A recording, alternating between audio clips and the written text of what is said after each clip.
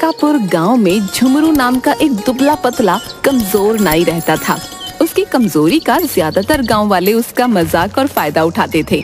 आज झुमरू अपनी दुकान खोलकर बैठा ही था कि तभी गांव के दो बिगड़ैल बिल्ला और जग्गू उसकी दुकान पर आकर बोले, क्या हाल है झुमरू भैया, सब कुछ ठीक तो है? आज तो बड़े चमक रहे हो। लगता है भाभी जी ने आज अपने हाथों से तुम्हारे बालों में तेल लगाया है? बिल्कुल सही कहा बिल्ला भैया, आज झुमरू भैया बिल्कुल सलमान खान की तरह लग रहे हैं।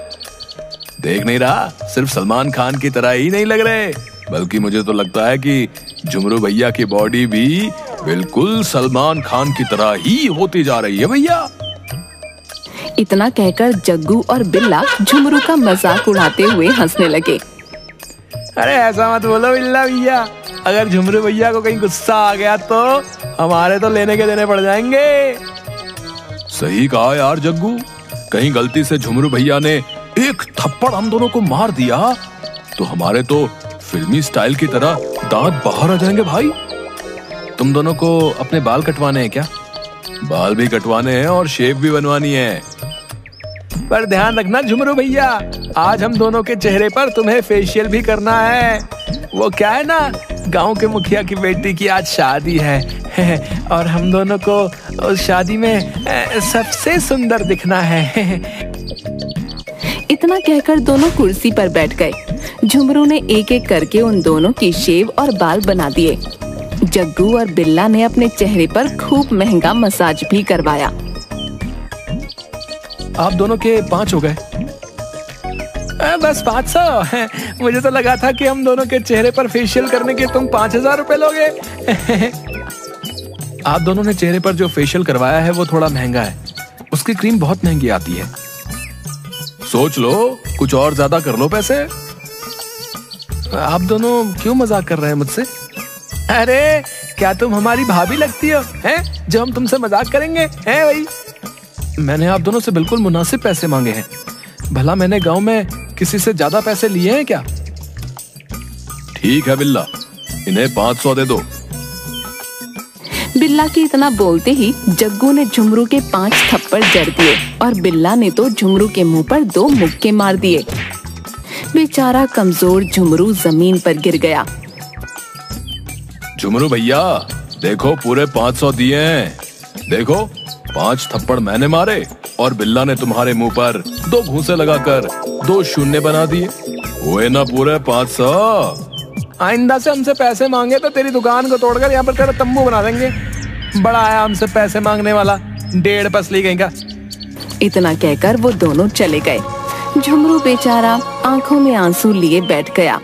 शाम को झुमरू अपनी दुकान बंद करके घर चला गया।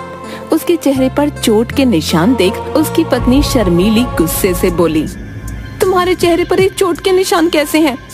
कुछ नहीं, सुबह दुकान पर जाते वक्त पैर फिसल गया और मैं गिर गया। मुझे क्या बेवकूफ समझा है? शक्ल से ही लग रहा है कि किसी ने तुम्हारे मुंह पर जोर जोर से मुक्के मारे हैं। जब सब कुछ जानती ही हो तो फिर पूछ क्यों रही हो? मेरी समझ में नहीं आता कि आखिर आप इतने डरपोक क्यों हैं?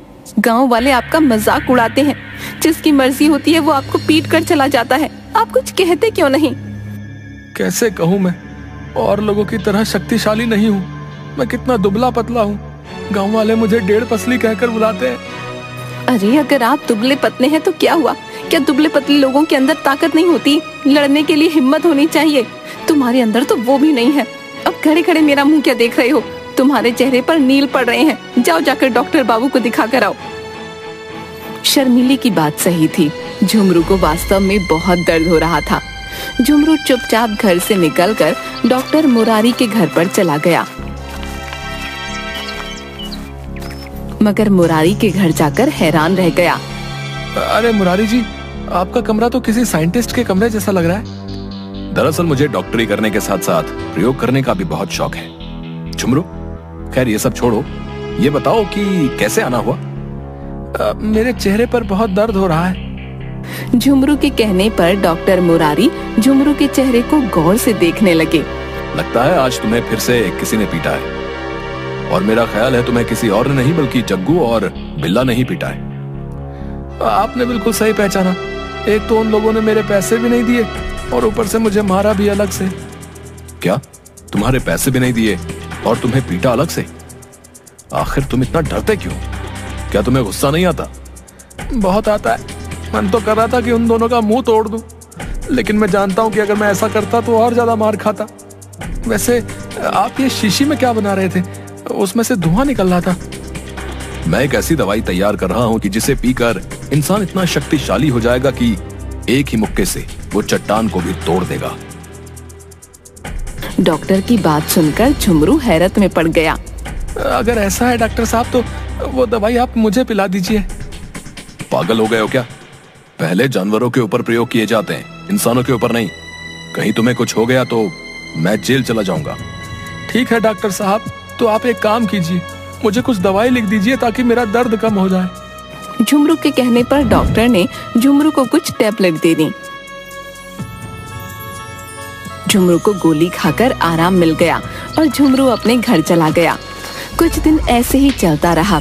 एक दिन झुमरू अपनी पत्नी के साथ बाजार से लौट रहा था कि तभी जग्गू की बाइक शर्मीली से जा टकराई। शर्मीली, जग्गू और बिल्ला नीचे गिर गए। ये क्या हरकत है बिल्ला भैया? देखकर नहीं चल पाते क्या? तुम्हारी वजह से मेरी पत्नी को चोट लग गई। बिल्ला और जग्गू उठकर खड़े हो गए। क्या बोला डेढ़ पसली नाई हैं? खुद तो अंधों की तरह चल रहे हो सड़क पे हैं, ऊपर से हमें दोष दे रही है। लगता है ये उस दिन के 500 रुपए भूल गया। इसे फिर से 500 रुपए देने होंगे। इतना बोलकर दोनों ने झुमरू को पकड़ लिया। ऐसा मत करो, मेरी पत्नी के सामने मुझे मारोगे तो मेरी बेइज्जती हो जाएगी। शर्मीली दर्द से कराहते हुए बोली, छोड़ दो मेरे पति को। एक तो अंधाधुंध फुल रफ्तार से अंधे होकर बाइक चलाते हो। तुम्हारी बाइक मेरी कमर से टकराई है। माफी मांगने की बजाय ऊपर से अकड़ रहे हो। मैं तुम दोनों की शिकायत मुखिया से करूंगी।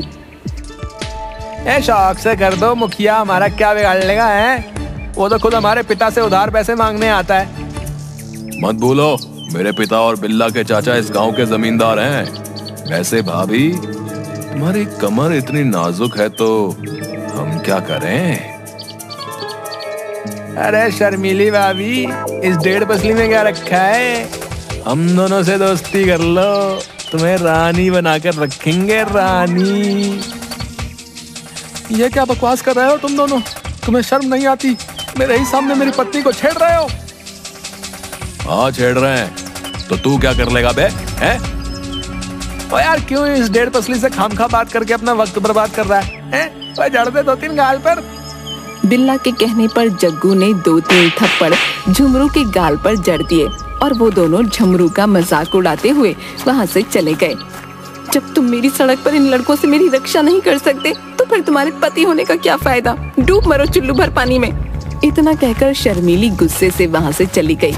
झुमरू रात तक वहाँ गुस्से की हालत में खड़ा रहा। रात को झुमरू अपने घर की ओर जाने लगा, तभी उसकी नजर डॉक्टर मुरारी के घर पर पड़ी। झुमरू तुरंत मुरारी के घर के अंदर चला गया और झुमरू वही ताकत की दवाई उठाकर घर चला आया। अगली सुबह वो बगैर कुछ खाए पिए घर से बाहर आकर उस शीशी को जेब से निकालते हुए गुस्से में अपने आप से बोला, बिल्ला और जग्गू ने मेरा जीना हराम कर रखा है। कल तो इन दोनों ने हद कर दी, मेरी पत्नी के सामने मुझे बेइज्जत कर दिया। मैं उन दोनों को नहीं छोड़ूंगा, और उन दोनों को ही क्यों, पूरा गांव मेरा मजाक उड़ाता है। मैं सबको सबक सिखाऊंगा। इतना बोलकर जग्गू वो पूरी शीशी पीने ही वाला था कि तभी वो खुद से बड़बड़ाते हुए बोला, नहीं, ये मैं क्या कर रहा हूँ? डॉक्टर मुरारी ने कहा था कि इसका प्रयोग सबसे पहले जानवरों में किया जाएगा, लेकिन मेरी जिंदगी भी तो किसी जानवर से कम है क्या? जब भी किसी का दिल चाहता है तो जानवरों की तरह मुझे पीट कर चला जाता है। मैं एक काम करता हूँ, इसको आधा ही पीता हूँ, जो होगा देखा जाएगा। इतना कहकर झुमरू ने आधी शीशी पीकर जेब में रख ली, मगर उसे अपने अंदर कुछ भी परिवर्तन महसूस नहीं हुआ। अरे मुझे तो कुछ भी महसूस नहीं हुआ, ऊपर से मुझे भूख और लगने लगी। जेब में खाने के लिए पैसे तो है नहीं, चलो चाय से ही गुजारा कर लेते हैं। झुमरू गांव में एक चाय की दुकान पर आकर चाय वाले से बोला, एक चाय देना भैया। क्या हाल है झुमरू भैया? सुना है कल बिल्ला और जग्गू ने तुम्हारी पत्नी के सामने तुम्हें पीट दिया। इतना कहकर चाय वाला हंसने लगा। झुमरू ने अपनी मुट्ठियां गुस्से से भींच लीं। तभी वहाँ जग्गू और बिल्ला हंसते हुए आ गए। एक कप चाय हमें भी पिला दो भैया। और हाँ भाई, चाय के पैसे वैसे जो है ना हमारे झुमरू भैया देंगे, समझे? लेकिन मेरे पास सिर्फ एक ही चाय के पैसे हैं, समझे? अबे हमें इससे क्या मतलब बे? अबे पैसे तो तू देगा बे। अरे बहस मत करो झुमरू भैया, अभी नहीं है तो बाद में दे देना। तो ये कैसी बातें कर रहे हो तुम? मैं सिर्फ अपनी चाय के पैसे दूंगा। अरे मैं तो इसलिए बोल रहा था कि ये दोनों तुम्हें खामखा पीट देंगे। आज तुम्हें इतना गुस्सा क्यों आ रहा है? चाय वाले के कहने पर झुमरू सोच में पड़ गया। ये सच था कि दवाई पीने के बाद झुमरू को बेहद गुस्सा आ रहा था। तभी अचानक देखते ही देखते झुमरू की शर्ट फट गई और झुमरू के हाथों के मसल्स निकल आए। ये देखकर चाय की दुकान पर मौजूद सभी व्यक्ति हैरत में पड़ गए। तुम दोनों ने कल मेरी पत्नी के सामने बहुत बेइज्जती की है ना, अब मैं तुम दोनों को नहीं छोड़ूंगा। झुमरू का शरीर देखकर जग्गू और बिल्ला थर-थर कांपने लगे। अरे इसको क्या हो गया बिल्ला? ये कमजोर नाई से पहलवान कैसे बन गया? तभी झुमरू ने उन दोनों को पूरी तरह से पीट दिया।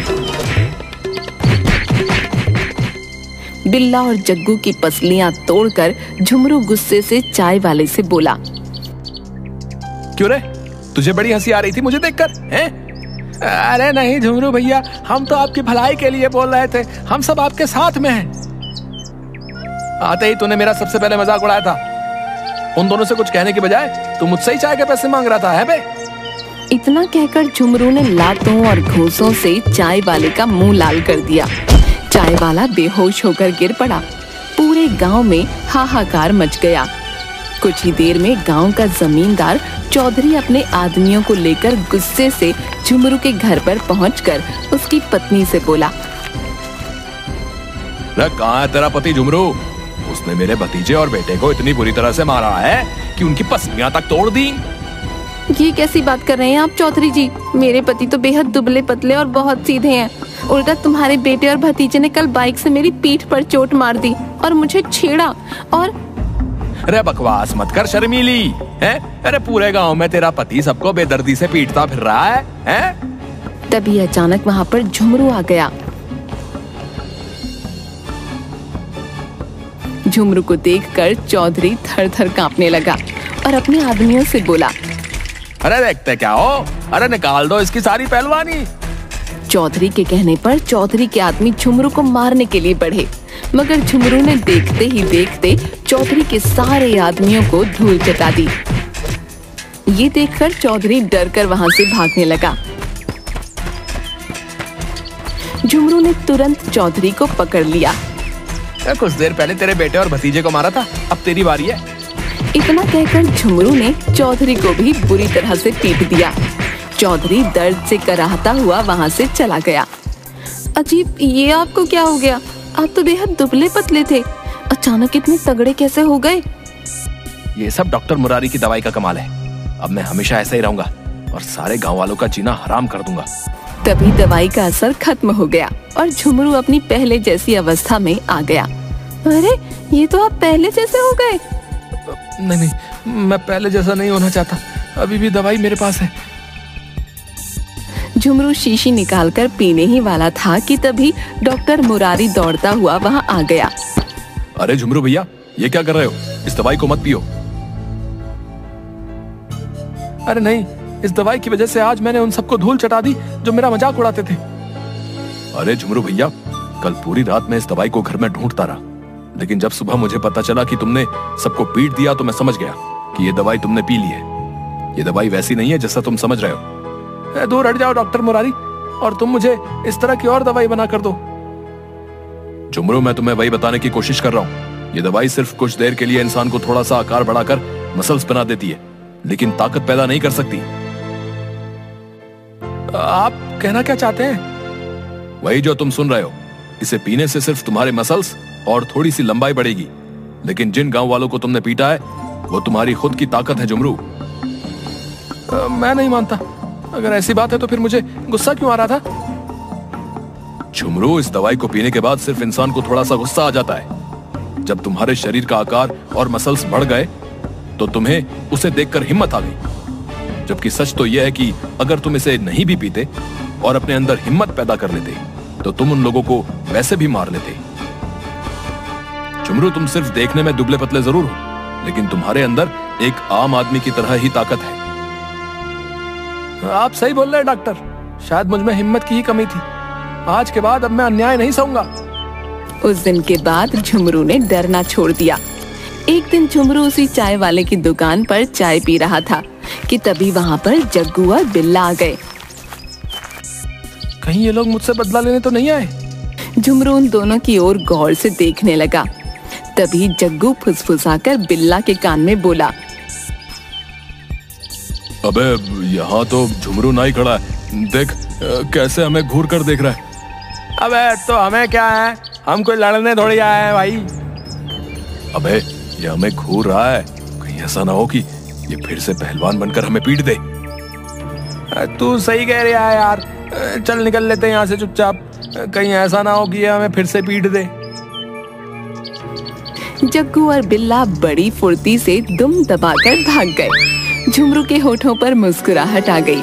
इसके बाद झुमरू अपनी पत्नी के साथ खुशी खुशी रहने लगा।